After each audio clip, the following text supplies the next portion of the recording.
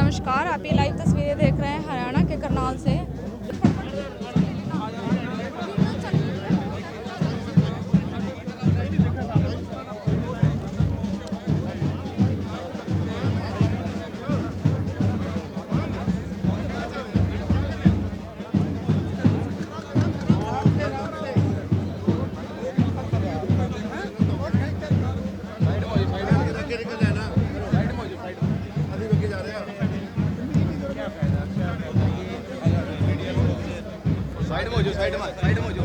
Side में निकला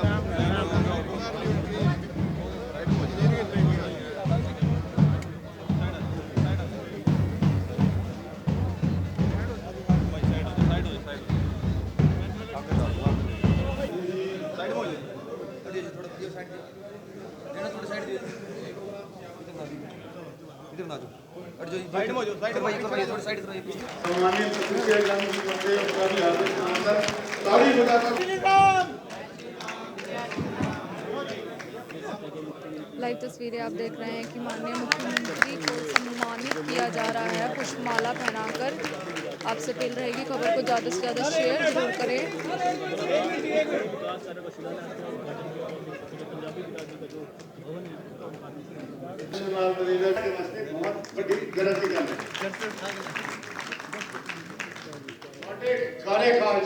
हरियाणा ने चाहे कृषि हो, चाहे IT हो, चाहे उद्योग हो, चाहे स्पोर्ट्स हो या कोई भी अन्य फील्ड है, बढ़ के तरक्की की है।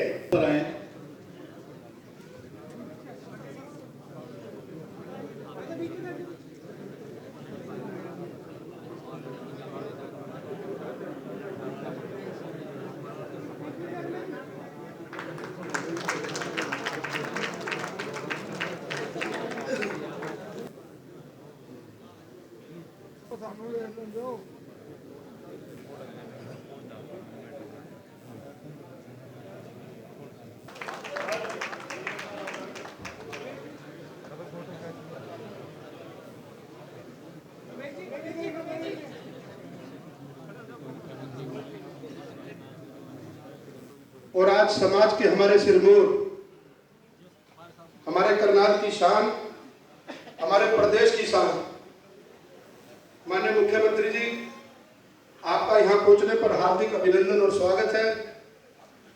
और आपके समक्ष सारी करनाल की सरदारी बैठी हुई है और मैं सभी से निवेदन करूंगा कि 2 मिनट का समय मिला है, उसमें से 30 सेकंड खड़े होकर के दोनों हाथों से हमारे समाज के, अगर नहीं हमारे समाज के सिरमौर, उनका 30 सेकंड तक लगातार तालियों के साथ आप जोरदार स्वागत और अभिनंदन करें, जिनके दम पर आज हमारे समाज की पहचान है, हमारे समाज की आन और शान है। तालियां रुकनी नहीं चाहिए। 30 सेकंड तक लगातार उस व्यक्ति के लिए जिसने हमारे को करनाल में पहचान दिलवाई, जिसने हमारे को हरियाणा में पहचान दिलवाई, जिसने आज हमारे समाज का सिर ऊंचा किया। आप सब लोगों का बहुत बहुत धन्यवाद, आभार। माननीय मुख्यमंत्री जी, मैं हमारे माननीय मुख्यमंत्री जी को मैं आमंत्रित करना चाहूंगा। हमारे यशस्वी लोकप्रिय व छत्तीस बिरादरी के सप्रिय नेता व हमारे प्रिय मुख्यमंत्री, हरियाणा के जन सेवक आदरणीय श्री मनोहर लाल जी से वो आए और हमें शुभ आशीर्वाद दें। जोरदार तालियों से।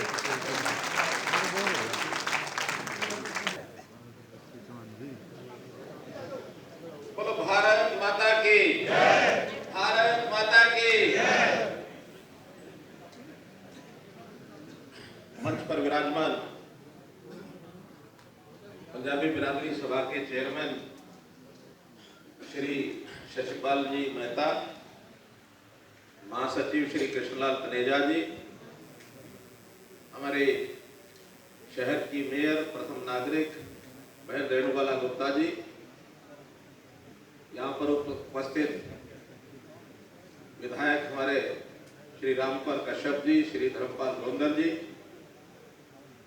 जिलाध्यक्ष श्री योगेंद्र राणा जी, यहाँ के प्रधान श्री राजेंद्र राजपाल जी, सचिव श्री हरमीत सिंह जी, जगमोहन आनंद जी,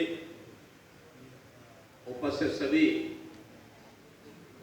बुजुर्गों, नौजवान साथियों, माताओं, बहनों, पत्रकार छायाकार मित्रों, ठीक कहा कि ये समाज, पंजाबी समाज वर्षों से, समझो कि देश का जो विभाजन हुआ बड़ी मात्रा में और यहाँ करके बसे। बात ये 70 साल से ज्यादा हो गए हैं, लगभग 74 साल हो गए,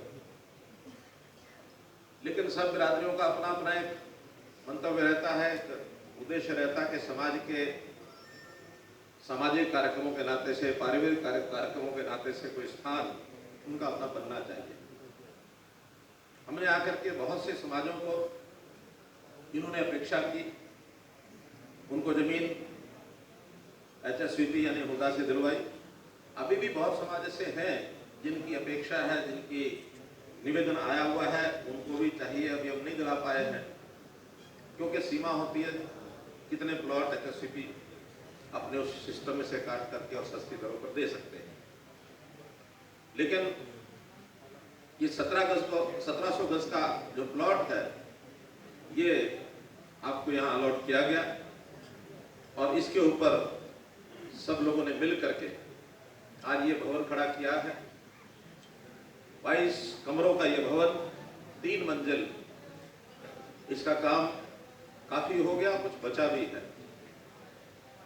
जिस प्रकार से संकेत किए गए हैं कि कुछ बचा है, मुझे आते ही कहने लगे आपको दूसरी तीसरी मंजिल दिखानी है। मैं समझ गया क्यों दिखानी है।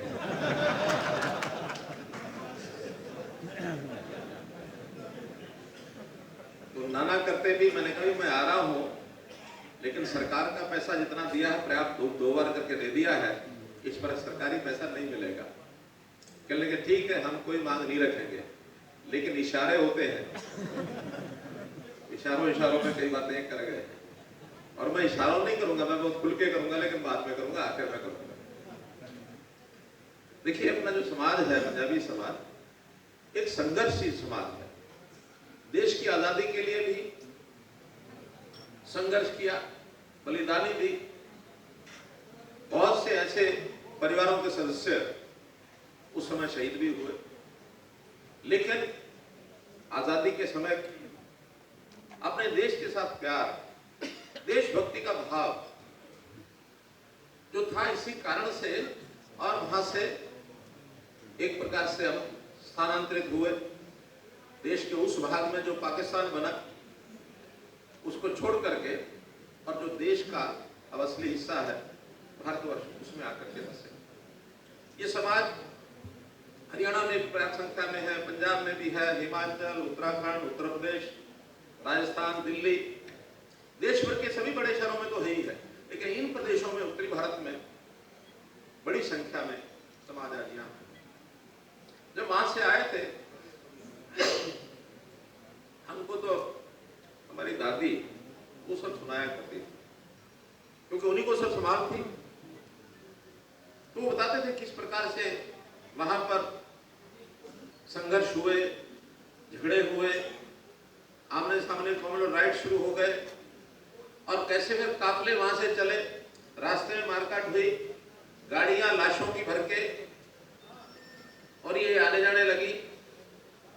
हिम्मत रही होगी उस समय, कोई सामान साथ ला नहीं पाए। केवल रेवेन्यू रिकॉर्ड में जो प्रॉपर्टी उधर थी, वो प्रॉपर्टी यहाँ लोगों को मिली, बाकी सब धन दौलत वहां रह गया। फिर भी यहाँ आकर के अपने पैरों पर खड़ा होने के लिए पूरी क्षमता के साथ, पूरे पुरुषार्थ के साथ समाज लगा, अपने पैरों पर खड़ा हुआ।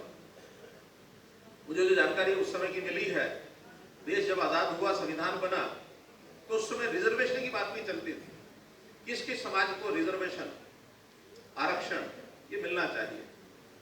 इस समाज में भी 2 हिस्से थे, एक हिस्सा जिनका का आरक्षण मिलना चाहिए, और दूसरा एक भाग ऐसा भी था जिनका नहीं, आरक्षण पर हम आगे नहीं बढ़ेंगे। हम अपनी मेहनत से, अपने पैरों पर खड़ा होकर के, जो हमारे पास क्षमता है उसके हिसाब से संघर्ष करेंगे और आगे बढ़ेंगे। जीत इनकी हुई। मैं तो यही कहूंगा कि इस देश से हमारा प्यार है, प्रदेश से प्यार है, समाज से प्यार है, केवल बिरादरी से प्यार ऐसा नहीं है, पूरे समाज से प्यार है। पूरे समाज को हम कोई दिशा दे सके, हम उनको कोई आगे बढ़ा सकें, उनकी कोई सहायता सहयोग कर सकें। किसी भी समाज का हो, अपने से नीचा है, गरीब है, तो उसको कैसे आगे बढ़ाया जाए। पंडित दीनदयाल जी उपाध्याय ने एक शब्द प्रयोग किया था, अंत्योदय। अंत्योदय का अर्थ होता है अंतिम जो रह गया उसका उदय।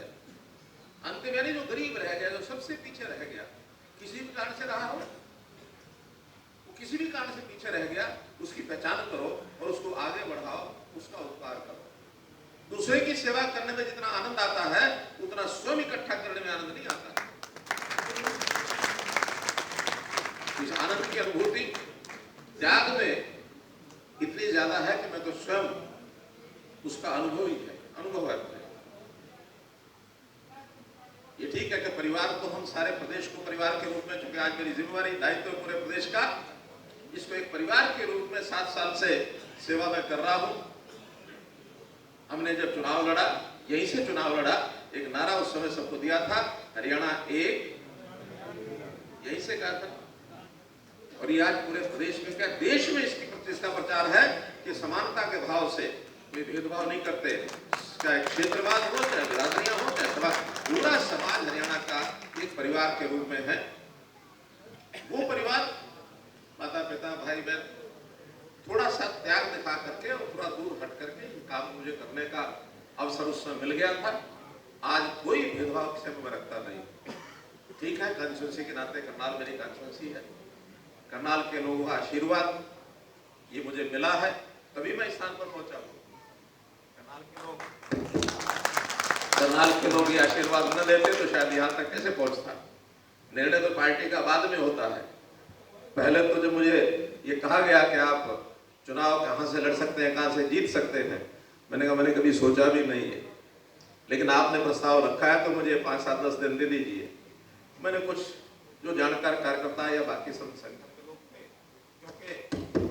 क्योंकि संगठन का काम मैंने 1980 से लेकर के और चुनाव का अवसर आया 2014, पहले संघ के नाते फिर बीजेपी के नाते। भाई इसका कंट्रोल करो, क्यों इसको छेड़ रहे? पहले संगठन यानी संघ के नाते फिर बीजेपी के नाते। उस समय 33 साल हो गए थे।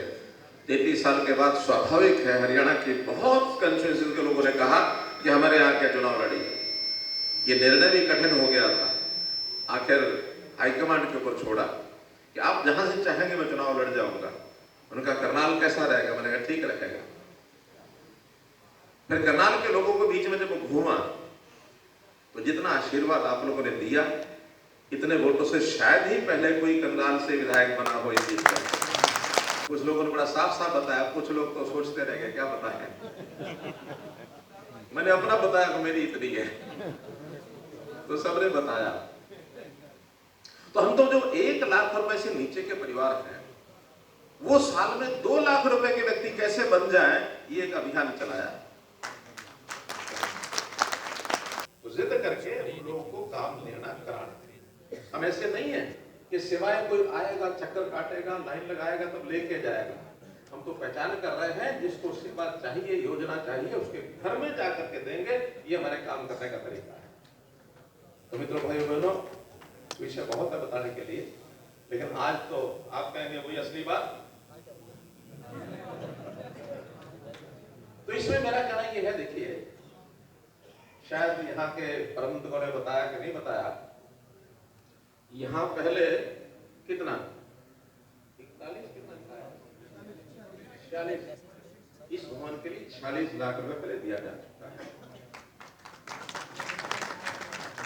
हो सकता है इन्होंने ना बताया, तो आज इशारे कर रहे हैं।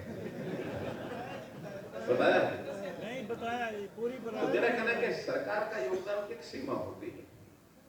अब काम को ज्यादा नहीं बचा है, और काम अगर कराने के लिए हम परिवार तो हमारे बहुत हैं, समाज के बिरादरी के सब न भी कमर कसे, ये जो यहाँ बैठे हुए परिवार हैं, ये अगर कमर कस ले तो ये भवन का ऐसा भवन तो 2 बन सकते हैं।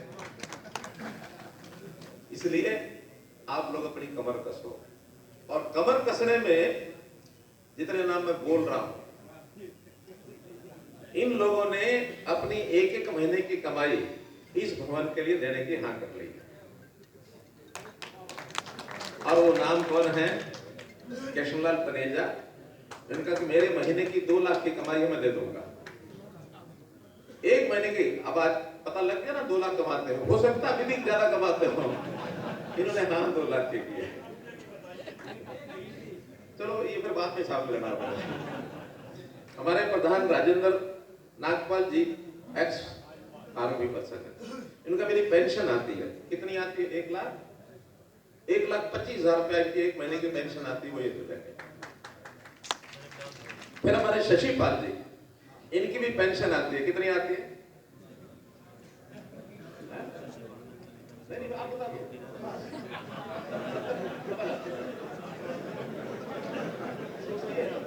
चलिए वो कहते 60,000 आती है, हमने मान लिया 60,000 वो करेंगे।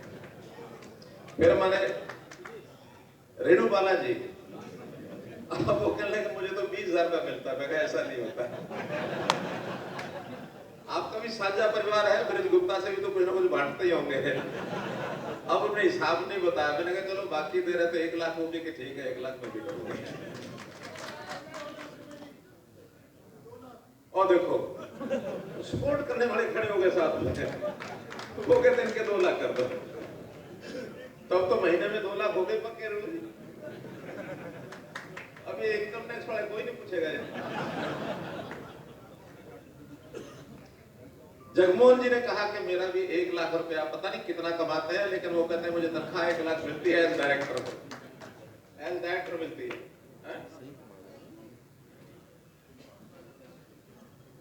फिर हमारे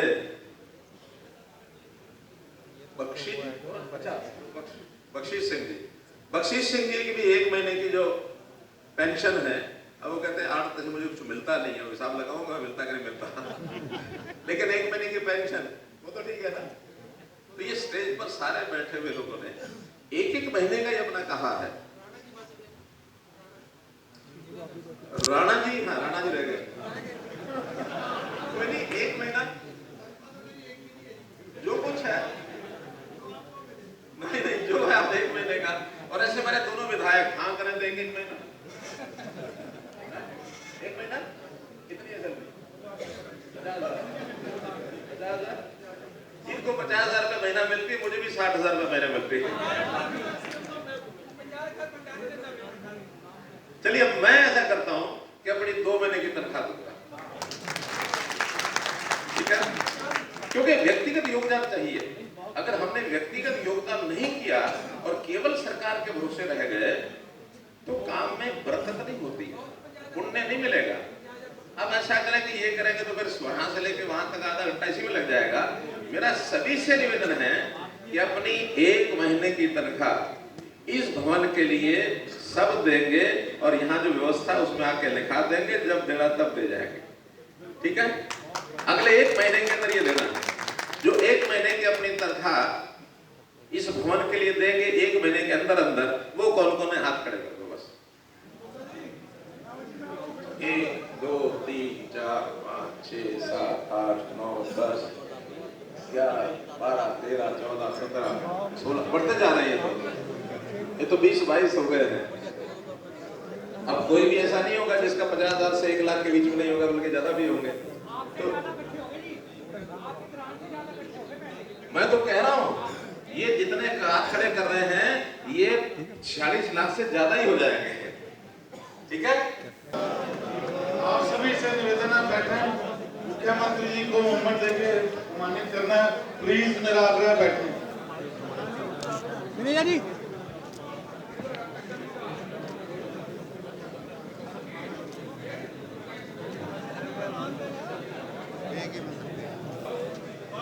आप सभी का धन्यवाद।